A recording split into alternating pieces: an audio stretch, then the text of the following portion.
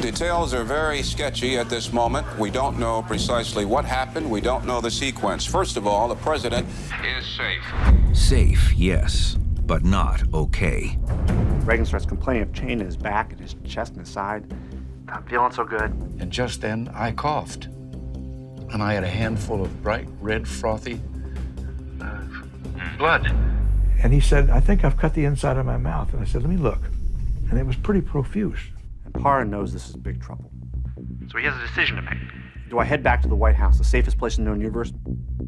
Or does he divert to George Washington Hospital, the nearest trauma center, where there's not an ounce of security? Do we want to go to the emergency room? George Washington. That's the Roger. But Ronald Reagan's life literally on this day hung in the balance of a split second and a mere inch. And I'm not exaggerating. Go to George Washington's man.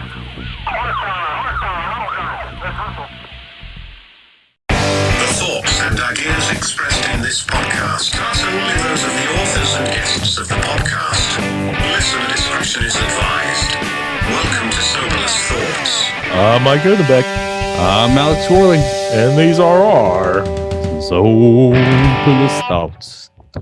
Hey, Soberless Thinkers. I'm Mike Odenbeck, and with me, as always, is the 2017 AVN Male Performer of the Year, Alex Gorley. Man, I wish that was true. You mean that's not true? Yeah, no, definitely not. I don't even know. Do they give a trophy for last place? Yeah, the Dundee. Yeah, the Dundee. Oh, all right. So tonight, we're going to be talking about something crazy because I was curious as to why my buddy Donnie didn't win the presidency a couple years ago. And then he texted me the other day and was like, dude, this is what's going on. And I was like, Donnie, okay. All right. That makes sense. All right, cool. So I'm going to pass along the information to everybody tonight. Okay. So first, what we're drinking tonight is the Headhunter India Pale Ale. Tell us about that, Alex. So this is Headhunter from India Pale Ale. It's from Fathead Brewery that comes from Ohio in the United States. So this is an American IPA ranked number 19th on Beer Advocate. It has a score of 96, world class. It is 7.5. That's high. 96 you know what? Is high. Yeah, it is actually pretty high. This actually, I saw on the side of the can, it said award winning. So obviously they've done some things with it.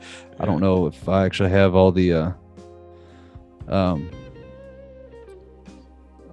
awards it's got, but I could definitely have it like I said, 7.5 ABV, average 4.33 on the, I think that's like on the rating scale. Let's see. The notes here: Headhunter is an aggressively dry hopped West Coast style IPA with a huge hop display of pine, grapefruit, citrus, and pineapple. A punch you in the mouth brew for those who truly love their hops. Uncivilized, aggressive, award winning. What does that even mean, aggressively? Like, how do you aggressively hop something? I don't know. It's like extreme Doritos. How can Doritos be extreme? Extreme Doritos. It's cheesy, and then it kicks you in the fucking teeth with cheese. I mean, yeah, that makes sense. Yeah. So it's like that with beer. Okay. I'm trying to see what award they got.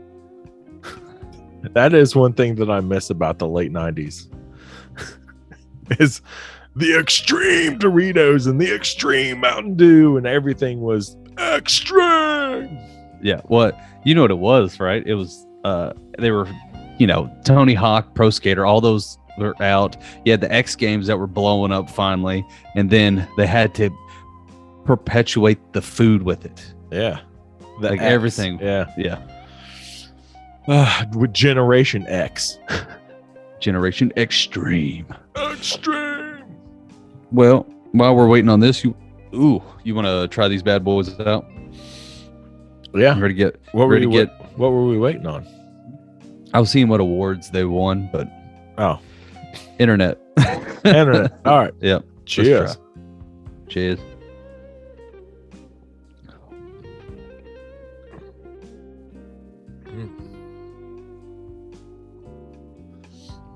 Oh, that is extreme. That is aggressively extreme. Oh, Jesus. It's pine. I definitely get that pine. Yeah. It's in the pine. That's very hoppy, very That's a strong IPA flavor. Yeah, for sure. I like it though. It tastes great. I think. This is not gonna sound very good, but you know how I know it's a good IPA? How? When I feel like after I drank the first sip, I could hawk the biggest loogie. Oh yeah, dude, it does because it's like it sits right in the back of your throat, and it's making my whole mouth salivate. I'm just like, wow, it just got the waterworks started. Oh, it's so good, but then it makes you want to take another drink. Yeah, dude, right. Like I can't even talk. My mouth's just full of Definitely. saliva. Yeah, a little dry on the back end, piney. I don't get. I could like if you slap your lips together, it's kind of grapefruity, but. Oh man, you know what it tastes like? It tastes like. I was trying to think of one myself. Go ahead. What does it taste like, Mike? What it tastes like is when you're on the half pipe, right? And you get up and you get up off the side, right? And you come up and you do your little 9-ganger and you land, but you accidentally slip a little bit and you go down on your knees and your board comes off and it slides up the other side of the half pipe. And this dude up there fucking snatches it right out of the air and then splits it on his freaking knee. That's what this tastes like. Yeah. Aggressively extreme. Yeah. Oh. It's bad. All right. Dude, I don't know how I'm going to get through this whole episode drinking this, but. Ooh, actually, here, real quick. You ready for this? Yeah. For the awards, the extreme aggressive awards. Yes. Awards. Yes. 2017 AVN Male Performer of the Year awards. Yeah. Yeah. I did a shoot and I can only do it once. No, throughout my back. Now, so the fathead, or no, fathead headhunters. I don't know why I said fathead. All right. So they got an award in 2014 because it's Fathead Brewing. Yeah, that's why I was sitting there looking at the can. So they got a silver in the World Beer Cup in 2014. They got another silver in the World Beer Cup 2012. They got a Grand Champion National IPA Challenge 2012, a bronze medal in the Great American Beer Festival 2011, a silver medal Great American Beer Festival 2010, and Grand Champion National IPA. So basically, National IPA, I'm assuming is America. But they got Grand Champion in that twice, so that's pretty good. With the same beer. Yeah. They just keep putting the same shit out. Like, this is it. This is the shit right here. Yeah, right. I like it, man. I'm a fan. What's the APV on this? 7.5. 7.5, yeah. Dude. Yeah, so these are boo-boo fixers. Boo-boo fixers. Oh, and by the way, I just need to let everybody know that when this is released, it is post Alex Corley's birthday, but everybody needs to wish him a happy birthday on social media. Right. Yep. Say happy birthday to Alex. He turns 47 this year. I know it's crazy. I'm still in the AVNs at 47. I know. Yeah. Got that strong prostate. Yeah. Actually, I was sitting there going, all right, you know how like people in the NFL and NBA, they can only go till like at their best, like 30s to late mid 30s, you know? Yeah. Do you think it's the same for male performers? No, it's not the same. You know why? What? Because there's no restrictions on the drugs they're allowed to take. That is true. That is because they actually go, oh, it's not working. Here, take a shot, take a pill, have some happy Pop-Tarts, whatever the hell it is. Like, that's so true. Yeah, it's and if it was a sport, it's the only sport that you're allowed to take performance enhancing drugs. Yeah, please take as many as you can. You know, and if you think about it too, same thing with female actresses. Like, you don't ever have to quit. You just go to a different league. Right. Like, you know, you might start off as like a 20 something doing College Girl, and then you become like, you start off with the barely 18. Yeah. Thing, even right? though they're like 25. Yeah. Yeah. And you do the barely 18, and then you move into college sluts, and then you move into just sluts. You've graduated sluts, and then you become a MILF between there. Right. And then you become a GILF. Yeah. That's right. And like, well, it's like MILF and then like stepmom stuff. Oh, good call. Good call. Yeah. No, I totally forgot that whole genre. Yeah. So yeah, it's literally the only sport you don't. If it's like being a boxer where you just keep getting fat. You know what I'm saying? Like, I started off a featherweight, I just keep getting fatter. I'll just end up at heavyweight here in about 20 years. Yeah, why not? Yeah. As long as I can keep my feet moving and my head swaying, I'm good to go. Right. Yeah. That's what they say. Yeah. All right. So tonight we are talking about something that I had no idea even existed, which is surprising to me, as much American history as I've done in my lifetime. Yeah. I'm talking about the 20-year curse. Yeah, you got me interested in otherwise known as the Tippecanoe curse or the Tecumseh curse. Ooh, do go on. So this all started with William Henry Harrison, which I am an alumni of. Whoop whoop. In 1811, at the Battle of Tippecanoe. So Tecumseh was an American Indian, and he was really pissed off because these other tribes had basically sold a giant area of land to the United States, the newly formed United States. And he was like, hey, these other tribal leaders can't just sell all the fucking land because they don't own all the fucking land. Like there's other tribes and shit around here. Like, you can't just, because one dude says, yeah, you can have it, just give me some money. Yeah. One guy's saying you can, basically he's selling property that isn't his. Exactly. Right. And that's what Tecumseh was so pissed off about. And he's like, look, like, this is my home that you're coming in and saying is yours because of some treaty that you signed with some other jackass that I don't even know. Right. You know?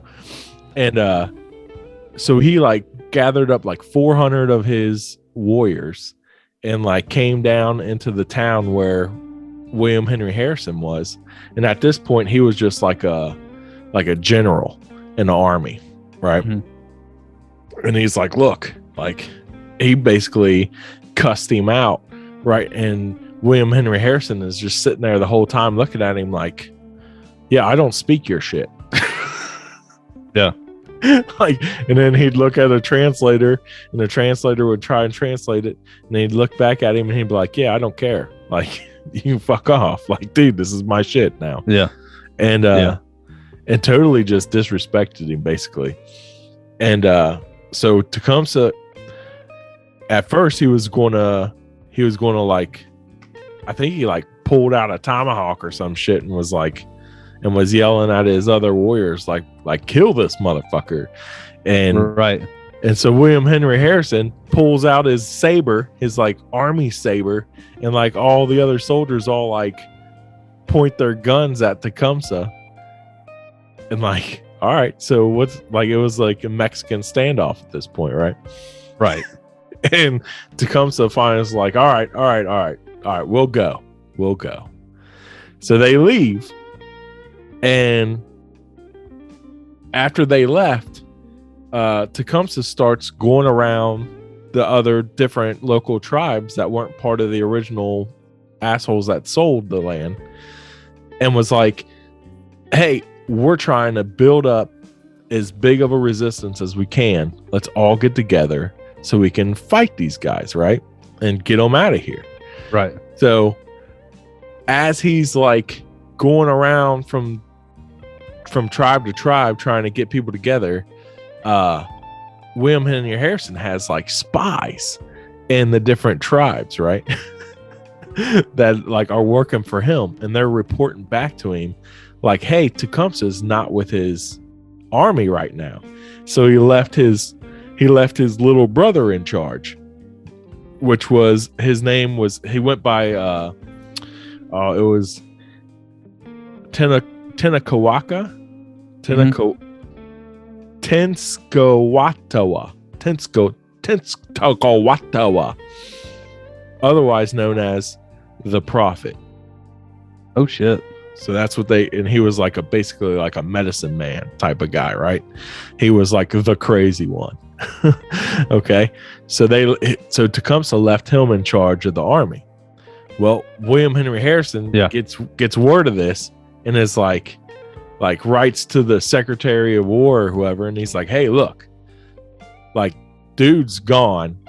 He's got his psycho little brother in charge of the army, in charge of their warriors right now. Let me go up there and just fucking take them out, and then we don't have to worry about them no more. So he finally gets the okay from the army, and at this point, he's old. William Henry Harrison is old. He's already retired. He's like trying to do the politician game now. Oh yeah. And he's like, but let me be in charge. Yeah. And they're like, they're hesitant at first because they're like, dude, you're old news now, you know? Right. You're like, you're already retired. You're an old man. You need to be sitting in front of the fire somewhere, not leading the battle, you know? Yeah. And so he finally convinced them though to let him be the one to lead this army, this up to fight these Indians. So he goes up there, and they get like right outside of where they think the Indians are, and they set up camp. And when they set up camp, he shouldn't have been leading the fucking army, because he lets them like just start up these big bonfires and stuff at their camp, totally giving away their position to where the Indians surround their camp, and in the middle of the night attack the camp. Right. Well, he ends up losing, I think it was like 62 men, and like 126 men are injured. But the Prophet and his warriors end up losing like almost 200 people. Damn. Because they're very anti. The reason why they were having such trouble fighting the Americans was because they were very anti-Western or like white people's weaponry and anything that has to do with white people, like their civilization and all that kind of shit. Yes. So they were using like literal tomahawks and bows and arrows and shit, while the army had like Gatling guns. Like, yeah, I was gonna say, you have platoons of dudes with guns, like right. They might have been like those Minutemen, but man, like those things could take out somebody. Right, exactly. So they end up killing more than double what the Americans lost, and the Prophet takes his warriors, and they boot, scoot, and boogie on out of there with what's left. And this is called the Battle of Tippecanoe, and because it's on like the Tippecanoe River. So William Henry Harrison becomes like super famous throughout the nation of being like this great war hero now who defeated all the natives in the Battle of Tippecanoe.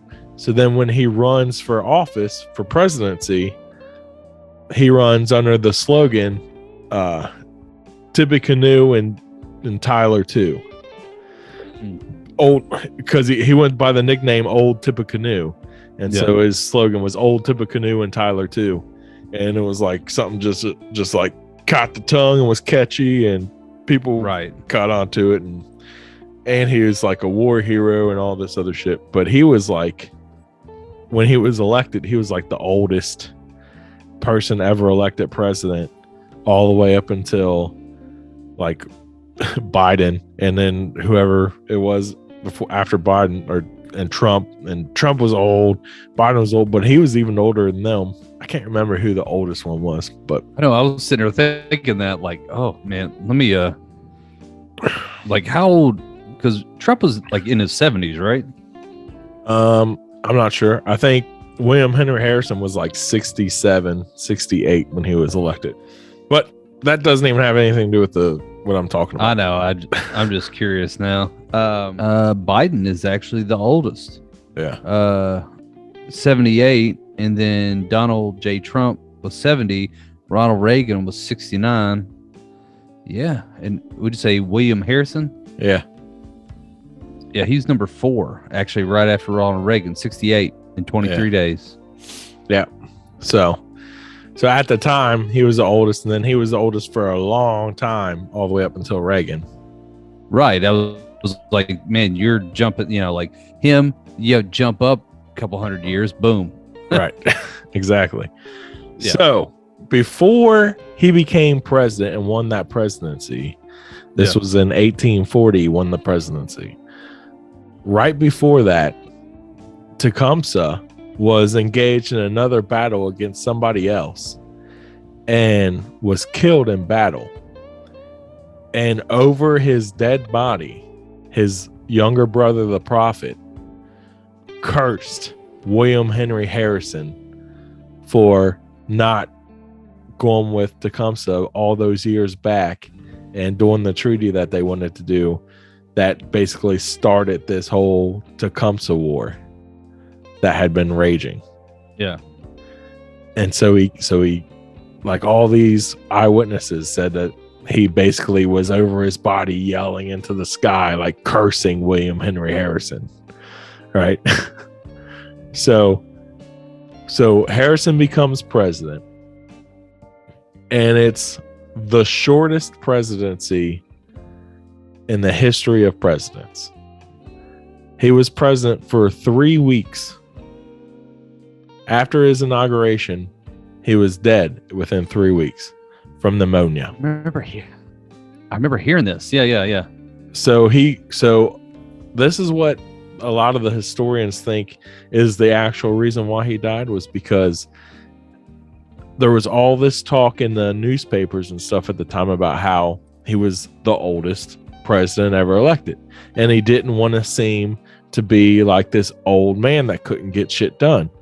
So at his inauguration, he decided that he was going to not wear an overcoat and ride his horse into where he performed the inauguration, and then give the longest inauguration speech in the history of presidents, still to this day. It was like almost 3 hours long. And then, and the whole time not wearing a coat. And then jumped back on his horse and rode back out of there. And they think that day he caught pneumonia doing that, and he died from the pneumonia that he caught. That's all because of ego. Yeah. He's like, no, I got this. I still can ride. I'm gonna show them.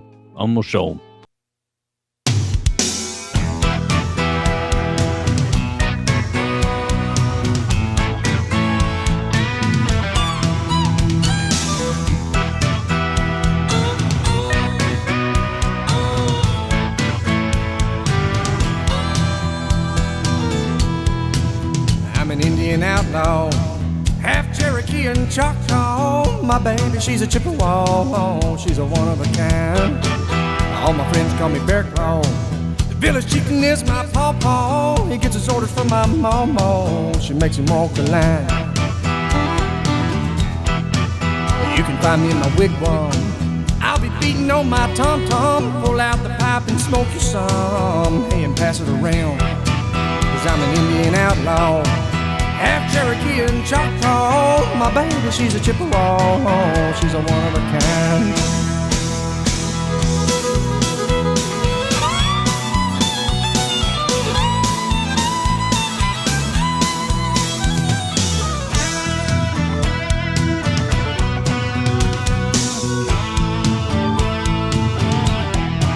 I ain't looking for trouble. We can ride my pony double, make your little heart bubble, Lord, like a glass of wine.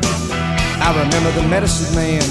He caught running water in my hands, drugged me around by my headband, said I wasn't her kind. 'Cause I'm an Indian outlaw, half Cherokee and Choctaw. My baby, she's a Chippewa, she's a one of a kind.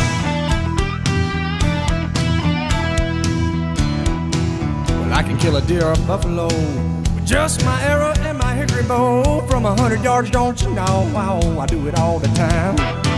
They all gather around my teepee late at night trying to catch a peek at me and nothing but my buffalo briefs. I got them standing in line 'cause I'm an Indian outlaw, half Cherokee and Choctaw. My baby, she's a Chippewa, she's a one of a kind.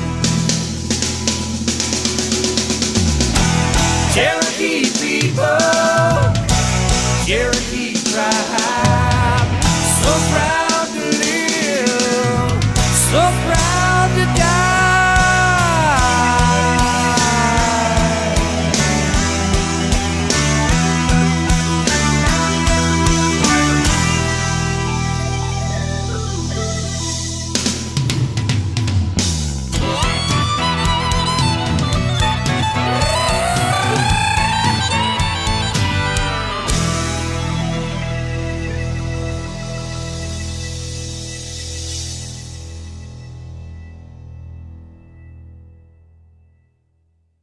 So Yeah. So here's where the 20 years curse comes in now. All right. After William Henry Harrison, every single president elected in a 20 years later dies in office. Every single one of them. And I'm going to go through the list just so you know, because I got it right here. Thank you. Because I was sitting there going, So William Henry Harrison in 1840, right? Yep. Dies 3 weeks later of pneumonia. 1860, 20 years later, Abraham Lincoln is elected president, and he's assassinated by the almighty and powerful John Wilkes Booth, the actor, in 1865. Then 20 years after that, in 1880, James A. Garfield is elected president, and he is then assassinated by Charles Julius Guiteau a year later. Then, in 1900, William McKinley is elected president, and William McKinley is assassinated by Leon Kozolskis a year later. what is up with these assassins' names? I don't know, man. I don't know. So the James A. Garfield in 1880, we know about John Wilkes Booth, right? Right. Yeah. Everybody knows that one. Yeah. The Garfield, I was like, I'm gonna have to look that up. So this dude was like a big contributor to Garfield's campaign. Okay. And then he was he told people that he was promised a cabinet seat because he contributed so much money to Garfield's campaign. And then when Garfield became president, he basically said, thanks, but no thanks. Right. And didn't give him a cabinet seat. So So he shot him. Damn. He said, well, then I'm going to shoot you, you son of a bitch. Yeah. Right. That's how they settle things back then. Right. So then we have William McKinney in 1900, who was assassinated by Leon Kozolsky. This guy was pissed off because there was like a big crisis, like a economic crisis going on at the time, and he lost his job, and then he signed up with the anarchist party, or like some big, or not a party, but just some big anarchist group that he signed up with. And at the time, there was a bunch of anarchists going around killing national leaders around the world, and it was in the newspapers all the time. So he decided that was the thing that he needed to do as an anarchist, was to take out our national leader, who was the recently elected William McKinney. And he went to go to like some meet and greet that he was at, and he waited until he came to shake his hand, and when he came to shake his hand, he stabbed him right in the gut. Damn. And he went to stab him the first time and kind of missed him and just kind of shanked the side of him a little bit. And then as he like tried to turn and run, he reached around him and just basically gutted him. It's like, damn. I can't even imagine what the hell that feels like. I don't want to know. I don't want to. Yeah, no shit. All right. So then that was in 1900. So 1920, Warren G. Harding is elected president, and he dies of a heart attack in 1923, still during his term. And this is also of very suspicious circumstances, because Warren G. Harding was corrupt as fuck, and his entire cabinet was super corrupt, and they were constantly like just selling out and stealing tax dollars like crazy, and they were making huge profits off of taxpayers. And a lot of people think that and Warren G. Harding was like having like multiple affairs behind his wife's back too, and they think that this girl basically started to blackmail him and was like, hey, like we're gonna come out about all of the shady shit you're doing with the tax dollars and how you and your cabinet's stealing it all if you don't do X, Y, and Z. And he was about to be like, well, fuck you, I'll just come clean myself, and and that way I don't have to deal with the blackmail. And he was already feeling guilty about everything else that was going on, so he was about to come public with everything that was going on and resign from the presidency. And right before he could do that, he drops dead of a heart attack, supposedly. Right. Like literally the day before he had like a press conference scheduled, he dies of a heart attack. I mean, shadier things have happened, I guess. Right. Then of course, after he's dead already, like people, investigative journalists and people come and figure the shit out anyways. And his because when he died, he had a super like pristine reputation. And after he died, like his reputation just went straight to shit. And now he's known as like one of the worst presidents we've ever had. Yeah. So that was in 1920. Then in 1940, we have Franklin Delano Roosevelt. Yeah. Who died of a cerebral hemorrhage, maybe, in 1945. Now, keep going. So this also is under suspicious circumstances. Yeah. Because Roosevelt was very anti bringing the Nazi scientists and shit over to the United States to help build up like our space program and everything else that they did with Operation Paperclip. I don't know if you know about Operation Paperclip. Basically, what we did was us and Russia basically split up all the top Nazi scientists, and they got half of them and we got half of them, and they got zero like any kind of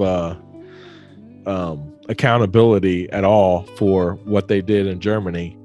Right. And we like, they're like, some of them are like actual national heroes, quote unquote, in the United States, but they were actually Nazi fucks. Right. Yeah. No, I've definitely heard a little bit of that. There's actually been talk. I mean, there's been references to that on like Marvel movies and stuff like that. But yeah, that's crazy to think about. That they're just like, hey, you're too smart. Right. Well, so we'll Roosevelt, give you a mulligan. Right. So Roosevelt was very against that, and he was the president, and he's like, no, you CIA fucks, you're not bringing these people over here. Like, it's not going to happen. And then of course they're like, well, then you die, and he died, and then they brought him all over. Now, all right. So I think it was him. I swear there's a story about his wife like having that hemorrhage. Like, he didn't die immediately. It was like something, and I don't know if I got the right president. I'll have to go back and look. I swear there was one where he had some kind of brain issue where he literally couldn't like articulate or move, and he was bedridden, but they didn't want it to go out yet because there were things that needed to be done with Congress and the Senate and all that. So essentially his wife was taking charge, was literally, they always argue like she was kind of the first quote unquote woman president because she was speaking on behalf of him, but kind of running things. And she goes, no, he can't come, but this is what it is, and I'm going to sign these things, and these things are going to happen. Yeah. Eleanor Roosevelt. Yeah. So I'll have to look into that more, but yeah, there's some cool nuances to that, but yeah, keep going though. Yeah, but people think that some historians / conspiracy theorists think that some scholars and people that wear aluminum foil, go ahead, have think that it was actually poisoning, that he was poisoned, and it wasn't, and which caused the cerebral hemorrhaging, but it was poison that caused that to happen, because they're trying to get him out so they could continue with this Operation Paperclip. Yeah. So that's 1940.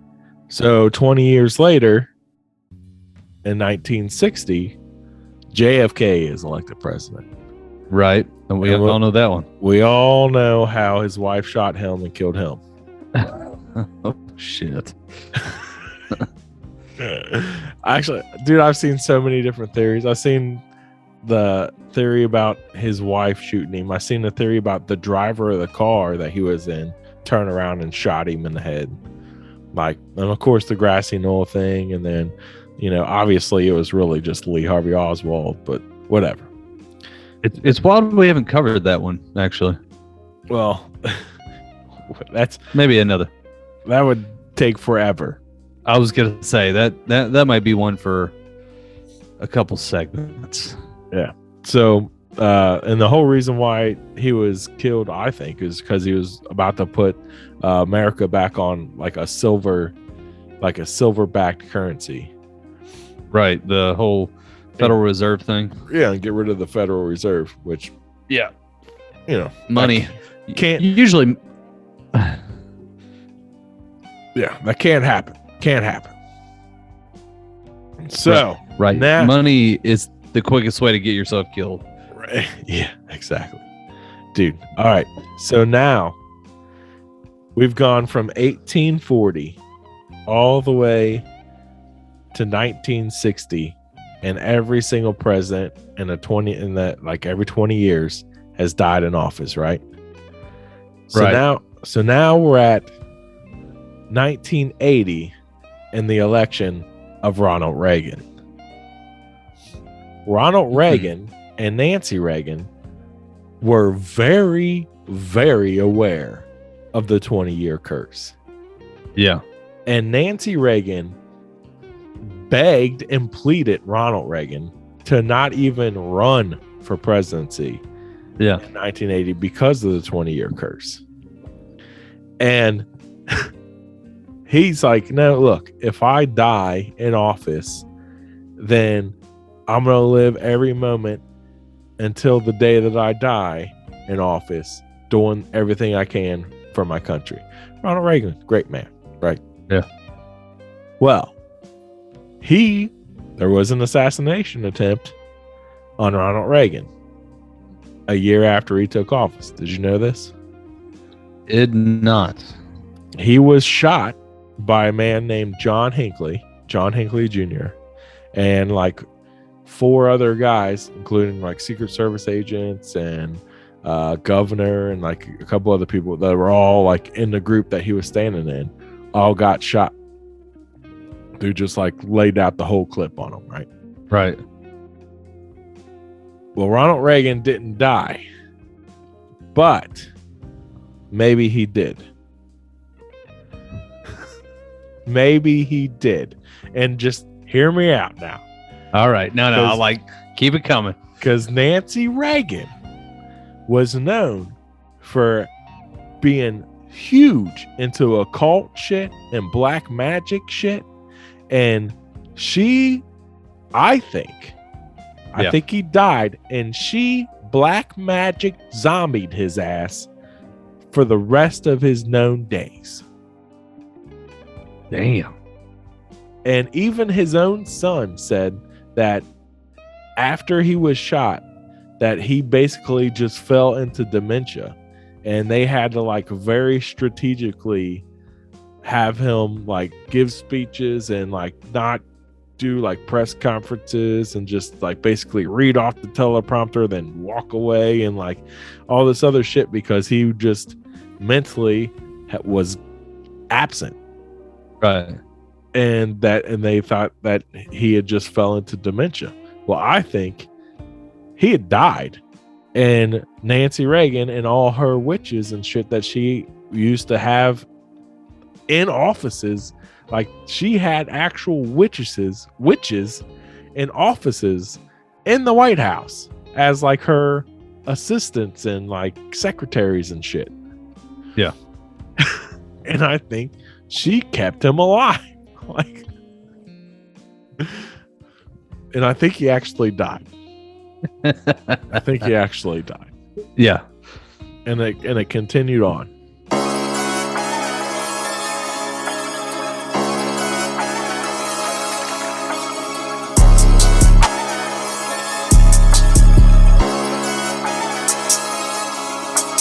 Here, hold my beer now, let me get it back. I'm gonna need a sip before I get 'em, about to go bananas. Hammer cop back on 'em, got the dropping, pop, fanatic. Pull a solo on that ass and hit 'em, knock, what's happening? I be stunting like my daddy did it. New Year, I'm the captain. I salute the fallen soldiers, roll the bone, shooting backwards, running up, jumping fences, climbing up highest mountain just so I can jump down on your ass and take your shoes and jacket. Packing heat up in the beat, cause I beat a Bama beast. If you want what's mine, then you gon' have to beat it out of me. Been about it since a young and ballin', gassing on the east. And they done tore up the fields, but that shit's still a part of me. The heart of me is incomplete, cause I done lost so many people. What you hear is many spirits and they voices when I speak. Pour some liquor for the dead homies, pop a top and drink. Raise a toast for those that 6 feet deep and buried underneath. Yeah, hold my beer, yeah, I got this little bit. Yeah, hold my beer, yeah, I got this little bit. Yeah, hold my beer, yeah, I got this little bit. Yeah, hold my beer, yeah, I got this little bit. Yeah, hold my beer, yeah, I got this little bit. Yeah, hold my beer, yeah, I got this little bit. Yeah, hold my beer, yeah, I got this little bit. Yeah, hold my beer, yeah, I got this little bit. Back 40 beer, yeah, I'll be there tonight. Southern Biddles in your belly, gon' get your little bite. Jamming out in rocket stages, then we sip something smooth. Cut a rug and misbehaving, little buster move. And I be loose and rowdy too. Bout it, what it do? Boy, I been a problem since a young buck breaking all the rules. And I ain't taking shit from no one, yeah, especially not you. So if you get that froggy feeling, rip the ribbit out of you. I'm quick to give 100 proof, like thunder, fast as lightning too. Passionate about my brotherhood, they solid through and through. Leave a lump up on your head and stomp you out with Bama boots. Slump you out and lose your spirit, disappearing like a poof. Like this ain't what you wanna do, but if you do, and I'm gonna flush that turd like cleaning up some dog shit off my shoe. Ghost in the faucet, sucker boo, and you won't see me till you do. I be like, hold up, yeah, I got this little bit. Yeah, hold my beer, yeah, I got this little bit. Yeah, hold my beer, yeah, I got this little bit. Yeah, hold my beer, yeah, I got this little bit. Yeah, hold my beer, yeah, I got this little bit. Yeah, hold my beer, yeah, I got this little bit. Yeah, hold my beer, yeah, I got this little bit. Yeah, hold my beer, yeah, I got this little bit. Yeah, hold my beer, yeah, I got this little bit.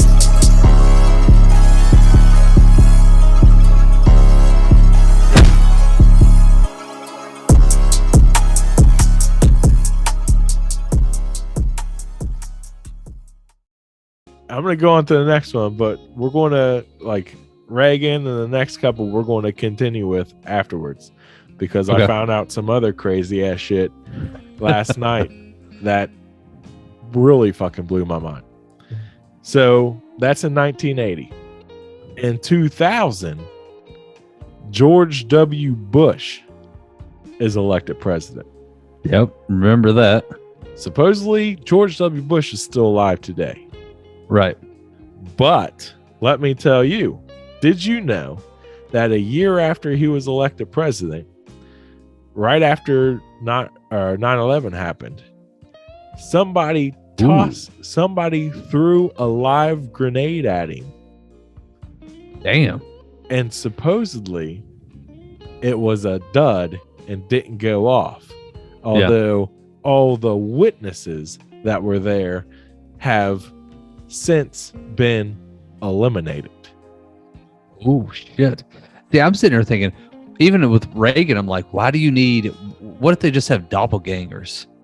Be like, have you ever seen the movie The Devil's Twin? Yeah. About Saddam Hussein's crazy ass son? Yeah, dude. Saddam Hussein had like 50 doubles or something like that. Like an insane amount. So like Saddam Hussein's son, who was like notorious for being like the most evil son of a bitch you ever met in your life, right? And it basically is a story about the guy who was his double and had to go be him and like constantly being shot. I'm like, and it, you know, that was a pretty prominent practice even back in the day. Like it can't be that hard to find someone that vaguely looks like you. Shit, I saw a thing where a comedian, Whitney Cummings, ran into a fan on. You can go find her on her Instagram. Looks just like her, sounds just like her. Yeah, and it's super creepy. You're like, holy shit balls. Yeah, man, dude, it happens. I think every national leader's got at least a couple, right, or clones. Yeah. So George W. Bush dies from this hand grenade tossed at him, right? Right. Well, did you know that the Bushes are one of the major stockholders in IBM? And did you know that in he's a cyborg. In the 80s, IBM had perfected androids. Oh shit. Yeah.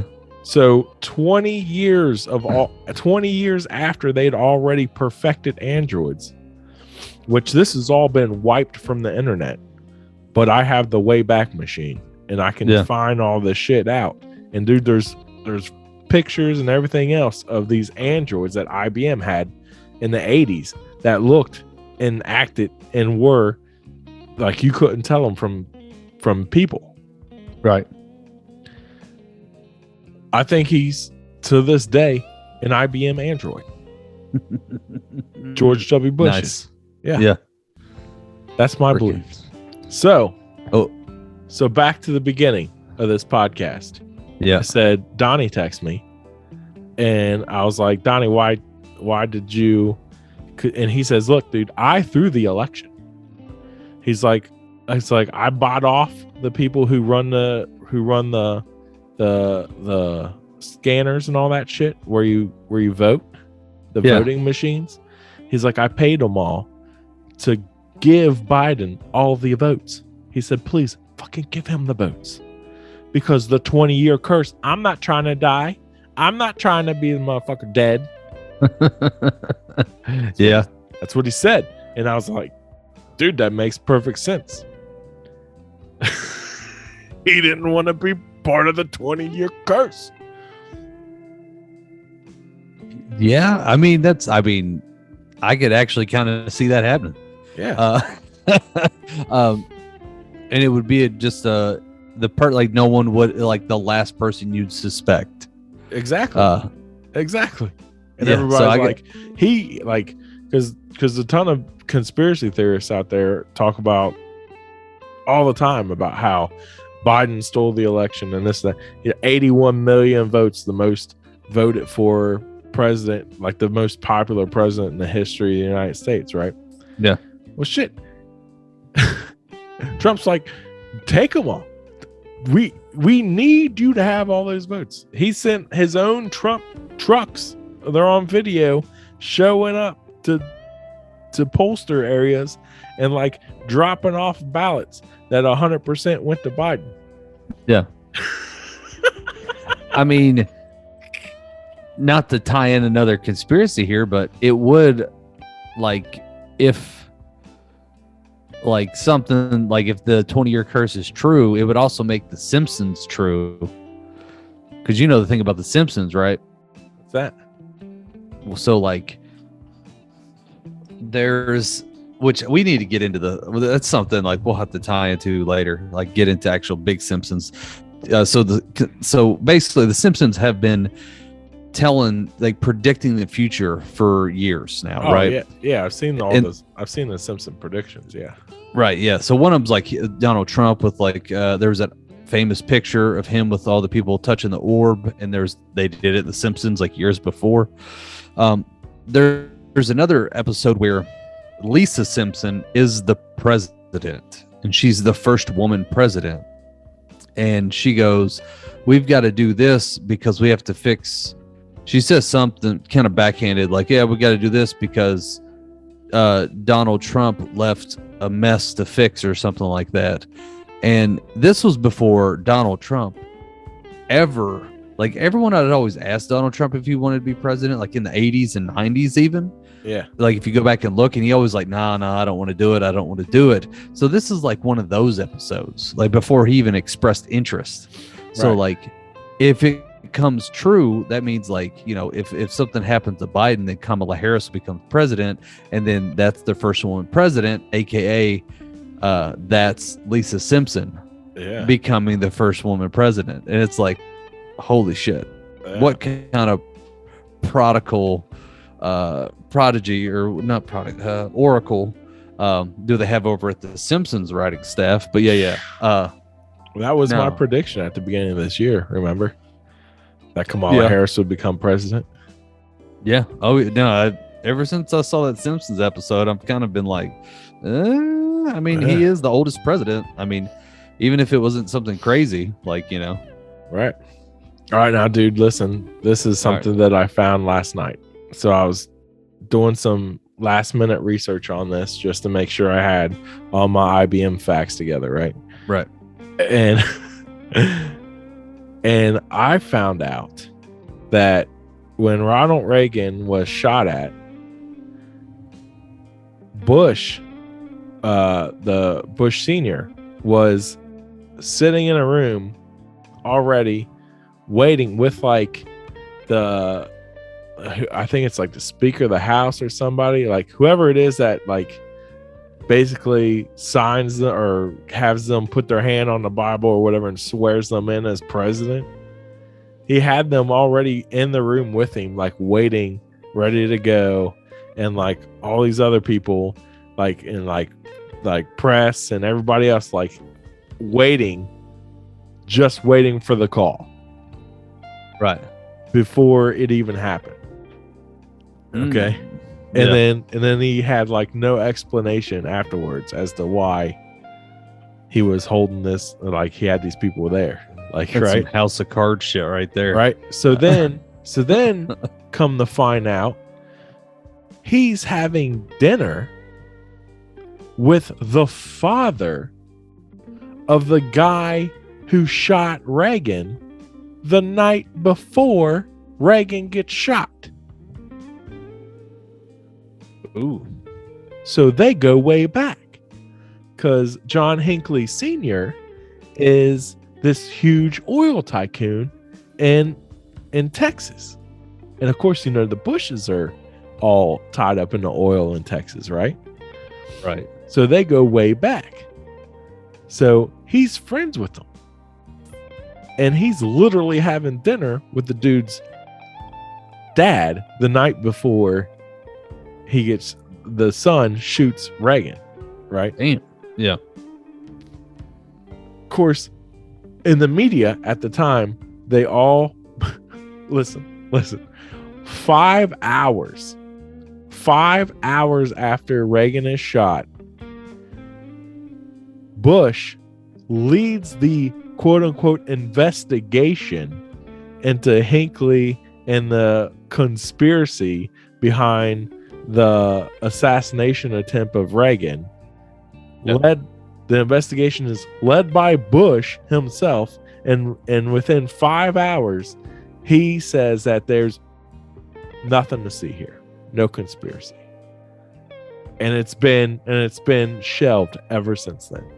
Yeah, must be nice, right, dude? Yeah, it gets even deeper than that, because not only does Bush and Hinckley go way back, they're fucking related. Ooh, they're cousins. Mm-hmm. If you go back, like, I think it's like 3 or 4 generations, they have the same like great grandfather, right? The Samuel Hinckley.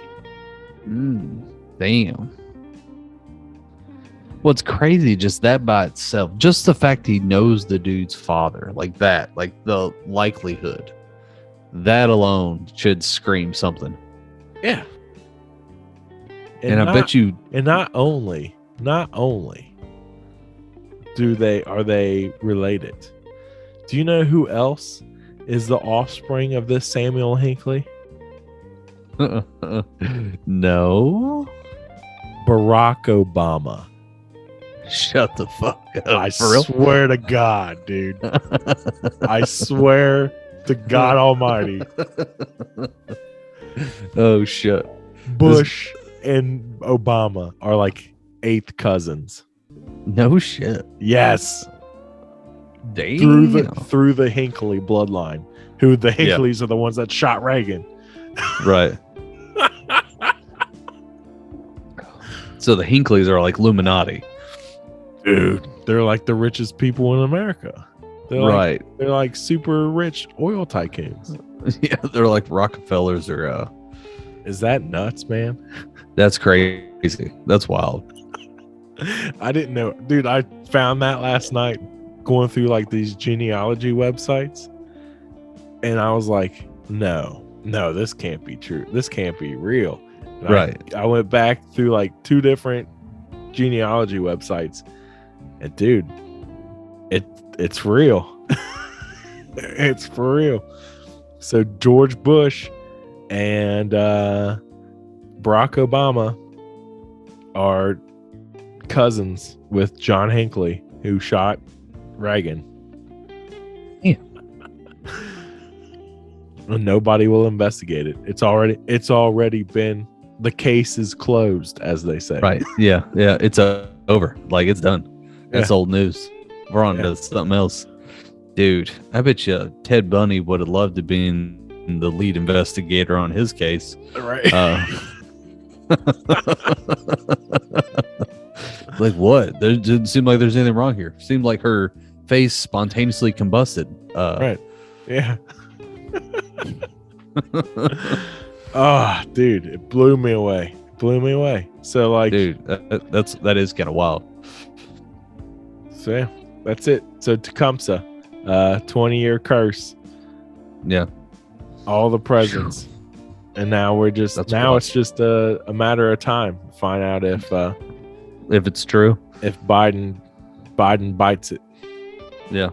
If he dies sometime between 2024, then we know that Reagan was held together by black magic, and we know that George W. Bush is actually an android. Is an android. Right. Yeah. But that argues the fact that, like, if something happened to Biden, what makes you think they're gonna release it? Like, why wouldn't they just, put a clone, an android, because they don't want a hologram, because they want Kamala Harris in there. True. I think that maybe she's related to somebody. Dude, I don't know. I don't think any of them are Indian.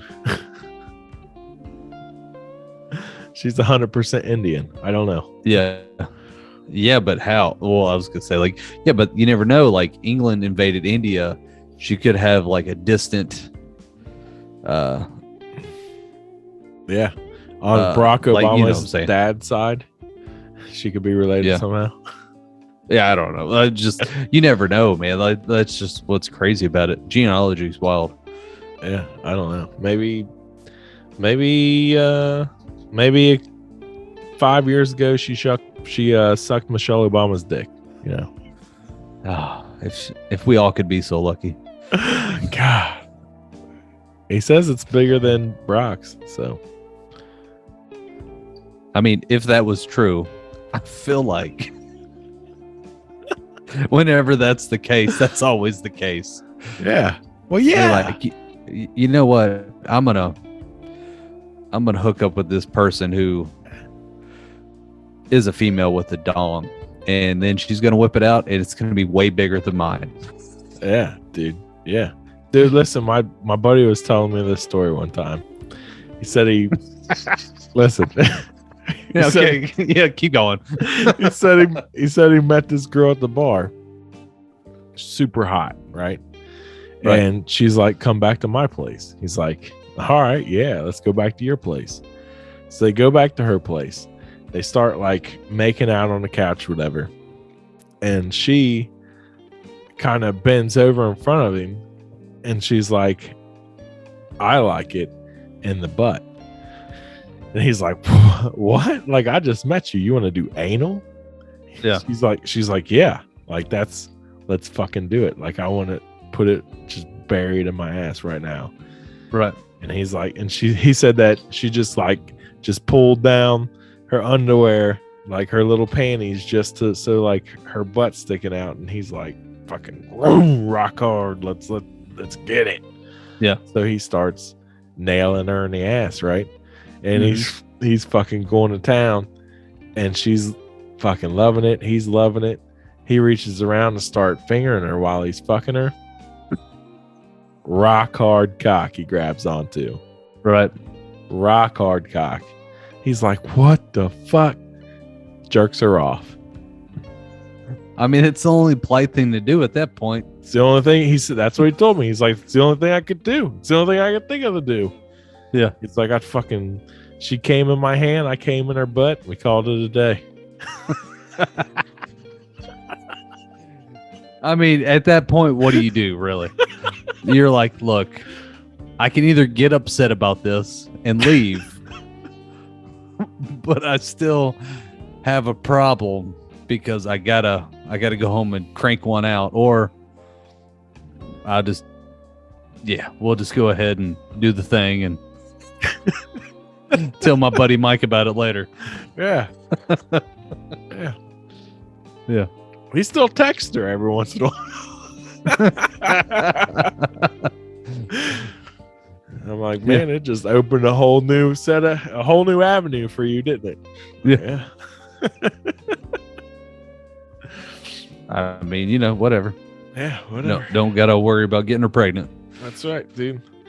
Hey, we're all about that life, you know. Yeah.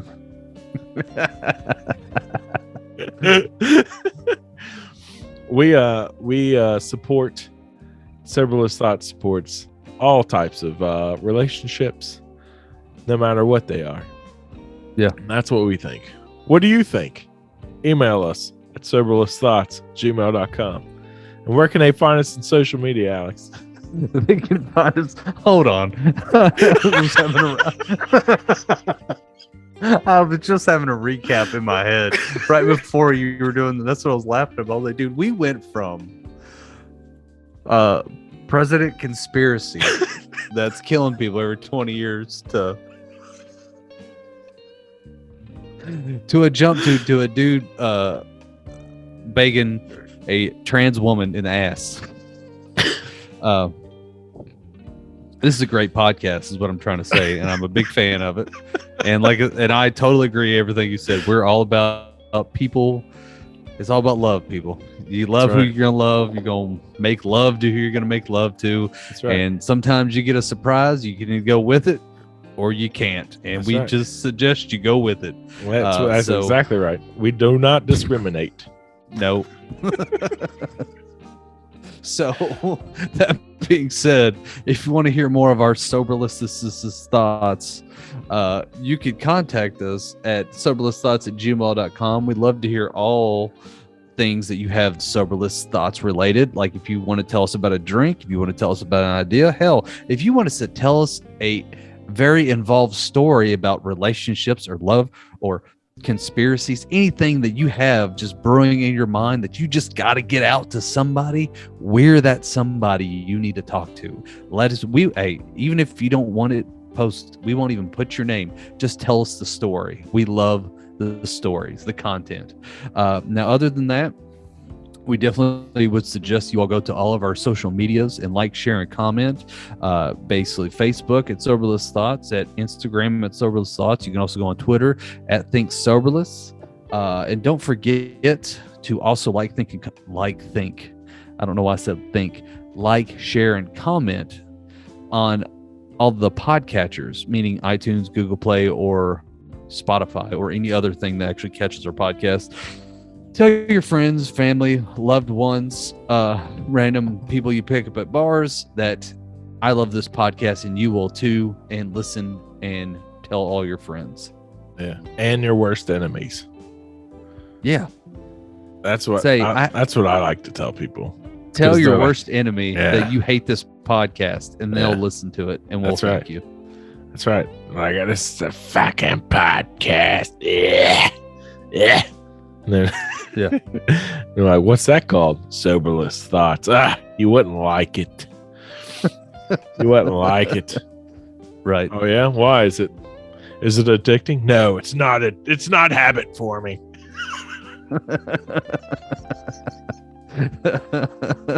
Is it expensive? No, it's the cheapest podcast there is. What? I don't want to get a hangover. There's no hangover. Well, is it going to make me limp dick? Like, no. Sex is even better while you're listening to Soberless Thoughts. God, please, if you listen to us while you're having sex, please tell us about it, because I want to know what's going on. Because if you can keep one going, you deserve an AVN male performer or female performer of the year award, and I will definitely put your name in the ballot box. Oh, for sure. Yeah, man. All right, so when you find yourself in that skillet, you need to stay cheesy, keep it greasy, and flip on out. Oh.